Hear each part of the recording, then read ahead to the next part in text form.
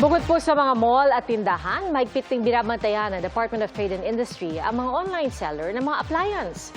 Obligado po sila ipakita ang mga palatandaang ligtas at dumaan sa pagsusuri ang mga produkto. Nakatutok si Bernadette Reyes. Pasado ang mga produktong sinilip ng Department of Trade and Industry o DTI sa surprise random inspection nito sa isang department store sa Pasig City. Makikitang maayos ang kalidad ng mga imported kung saan may legit na ICC sticker. PS marking naman ang makikita sa mga dekalidad na local products. Importante po ito para we can make sure na yung mga appliances na binibili nila are pasado sa standard set by the DTI. Kasi mahirap na po ang mga appliances ngayon. Nakakakos na siya ng sunog, nakakakos rin siya ng aberya. They should also check sa ICC app na yung PS mark ay authentic.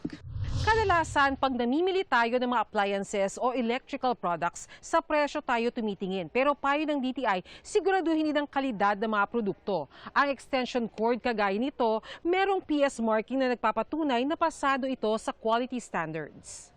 Pero hindi lang sa mga ibinebenta sa mga mall at tindahan ang binabantayan. Pati mga ibinebenta online tulad ng mga appliances, dapat may mga palatandaang pasado sa quality standards para hindi masayang ang inyong pagbili tulad na nangyari kay Leonora. Sabi ko, ano ba yan? Sana bago kayo magbenta, siguraduhin yung buo. Kasi nakakadismaya yan sa mga customer, di ba po? Kasi hindi na siya uulit para bumili. Tinapong ko.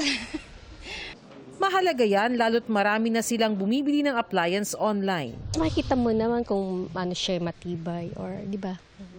Kahit sa mga wiring, makikita mo siya. Siguro pag busy ka, hindi ka makalabas, so pwede ka mag-online. Kaya may hakbang na rin ng DTI para sa online sellers. We have a department order that's requiring po yung mga shopping platforms natin na i-display at yung mga merchants, online merchants natin na i-display yung kanilang lisensya, PS or ICC. Sa tala ng DTI mula 2024 hanggang kasalukuyan, 238 na kumpanya na ang napadalhan ng notice of violation dahil sa hindi pagtalima sa mandatory standards tulad ng kakulangan ng ICC o PS markings. Para sa mga may reklamo, maaaring dumulog sa DTI Hotline 1 DTI o mag-email sa DTI. Bernadette Reyes, Nakatutok, 24 Oras.